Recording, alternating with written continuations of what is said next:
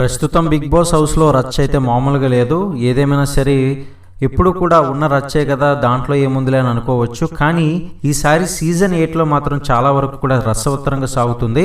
అయితే నామినేషన్స్ విషయంలో అయితే మాత్రం ప్రోమోలోనే చూసాము. అయితే లైవ్లో కూడా ఒక సంఘటన అయితే చోటు చేసుకుందని చెప్పుకోవాలి. హౌస్ మేట్స్ అందరికీ కూడా నిఖిల్ ఏ విషయంలో మరి ఎందుకు అలా అనిపించారో తెలియదు, కానీ వీలైనంత వరకు కూడా ఆధిపత్యం అయితే తీసుకున్నారని, అంటే అథారిటీ చూపిస్తున్నాడని చెప్పేసి హౌస్ మేట్స్ అంతా కూడా నిఖిల్పై అయితే విరుచుకుపడడం జరిగింది.